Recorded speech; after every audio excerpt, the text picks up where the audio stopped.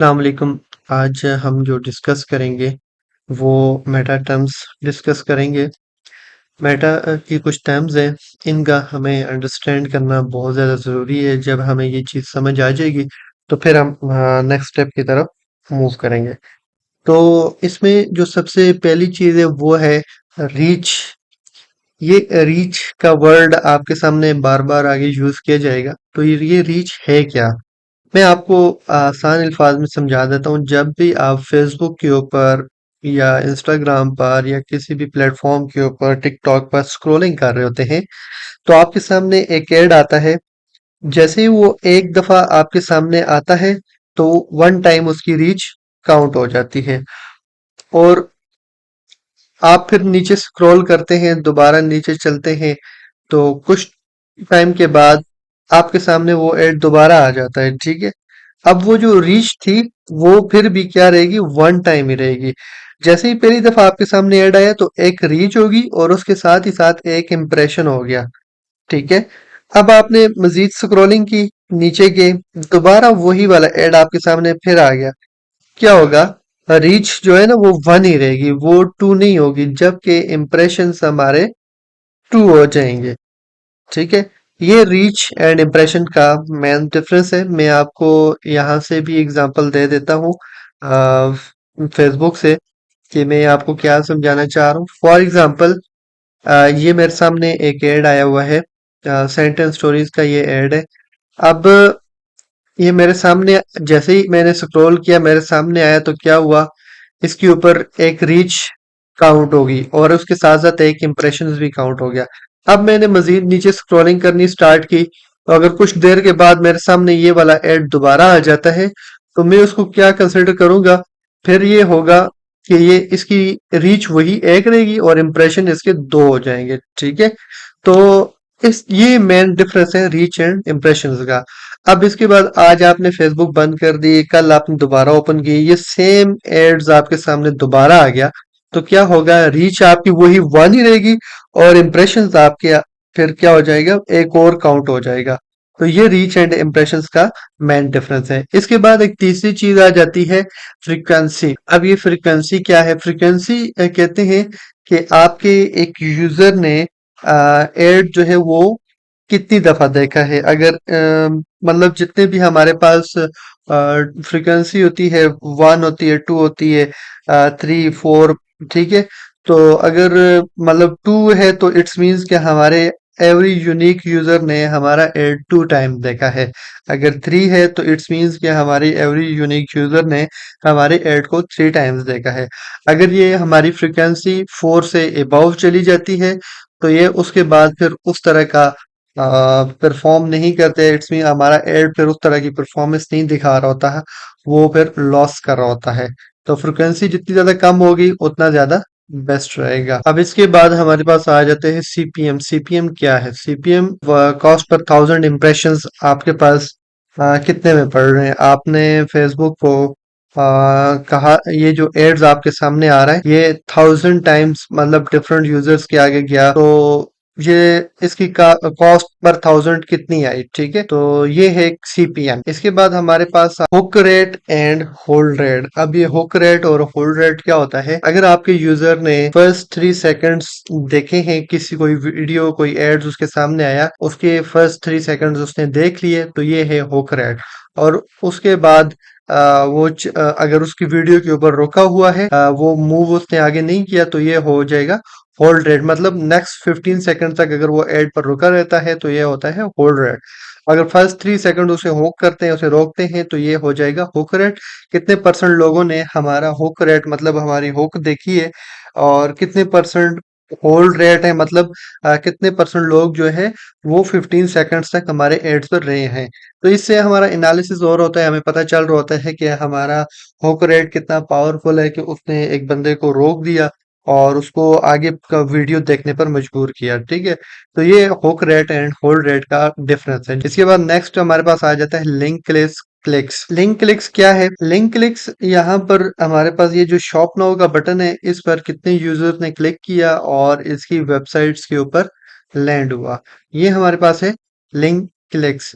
अब देखें, हमारे एड जो हमारी वीडियो है वो कितनी पावरफुल है, कितनी हमने किस तरह बनाई है कि उसने यूजर को, ऑडियंस को मजबूर किया कि वो इस लिंक्स पर क्लिक करे और अपने लैंडिंग पेज के ऊपर चली जाए, और यहाँ से जाकर वो फिर कोई भी प्रोडक्ट लेता है या नहीं लेता वो तो एक अलग चीज है। लेकिन हमारे एड के अंदर कितना पोटेंशियल था, कितना वो पावरफुल था कि उसने ऑडियंस को इसके साथ एंगेज किया और उसको इतना कन्विंस किया कि वो इस पर क्लिक करके नेक्स्ट पेज के ऊपर चला गया। तो ये लिंक क्लिक्स भी हम देख रहे होते हैं। इसका इंशाल्लाह डिटेल में आगे जब हम एनालिसिस कर रहे होंगे फेसबुक एड्स का तो उसके अंदर मैं आपको ये चीजें बताऊंगा, लेकिन अभी फिलहाल आप कंसेप्ट याद रखें कि लिंक क्लिक्स क्या होता है। ये जो लिंक इसने अपने कोई भी एडवर्टाइजर अपने एड्स के अंदर देता है, उस पर कस्टमर क्लिक करके नेक्स्ट पेज पर जाता है, तो इसको हम कहेंगे ये लिंक क्लिक्स। ये कितना हुआ है, तो कितने लोगों ने लिंक पर क्लिक किया है। फॉर एग्जांपल हमारा एड 1000 लोगों को हमने दिखाया, उसमें से 200 लोगों ने क्लिक्स किया है।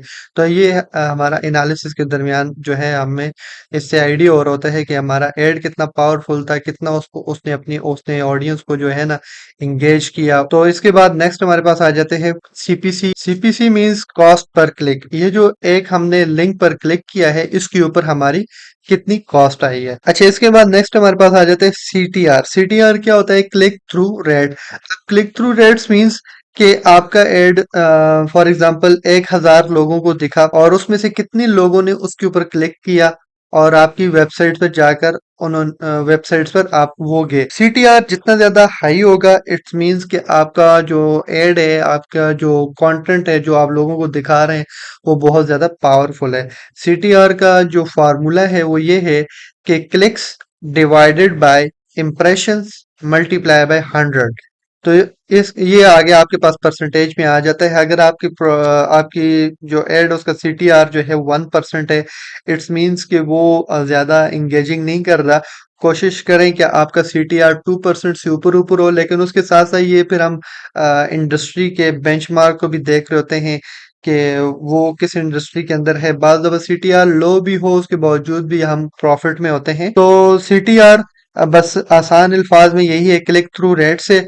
और ये है कि आपका सीटीआर जितना ज्यादा हाई होगा, 2 3 4% होगा, तो इट्स मीन्स कि आपका जो कंटेंट है वो बहुत ज्यादा पावरफुल है, वो ऑडियंस को अपने साथ खूब करके एंगेज कर रहा है। नेक्स्ट हमारे पास आ जाते हैं लैंडिंग पेज व्यूज और landing page view rate. Landing page views का मतलब ये है कि आपके जो एड के अंदर लिंक लगा हुआ था उसके ऊपर यूजर ने क्लिक किया और उसके सामने वो पेज फुल कंप्लीट ओपन हुआ, तो ये उसका एक लैंडिंग पेज व्यूज काउंट हो जाएगा। आसान अल्फाज में ये है कि कितने यूजर हमारे लैंडिंग पेज तक पहुंचे और उन्होंने हमारा कंटेंट देखा। इसके बाद लैंडिंग पेज व्यू रेट क्या है? Landing page view rate calculate किस तरह करते हैं?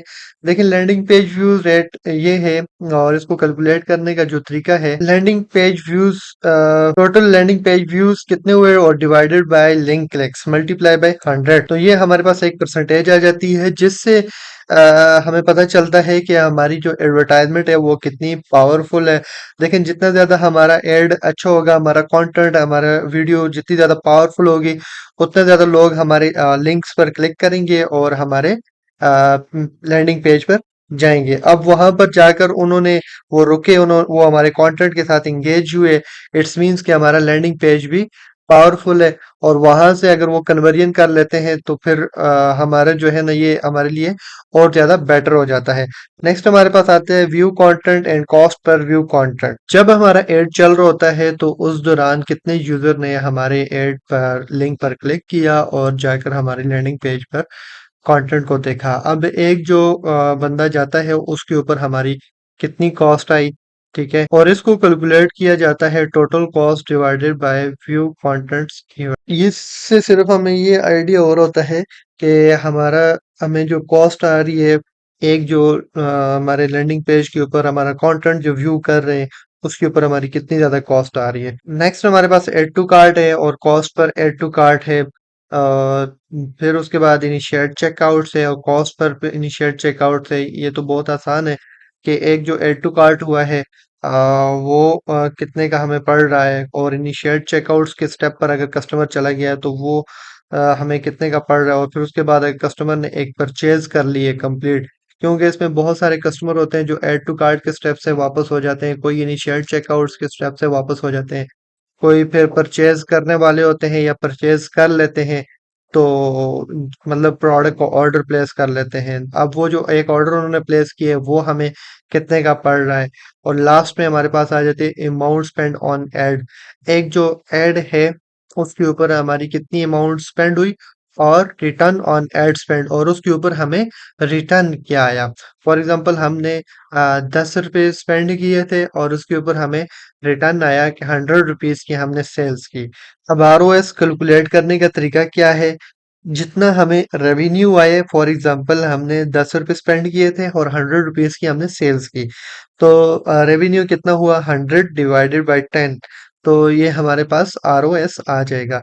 अब इसके बाद कुछ फेसबुक का एल्गोरिदम और इन चीज़ों को हम अंडरस्टैंड करने की कोशिश करेंगे, तो वो इंशाल्लाह हम नेक्स्ट वीडियो में कवर करेंगे। Thank you ji.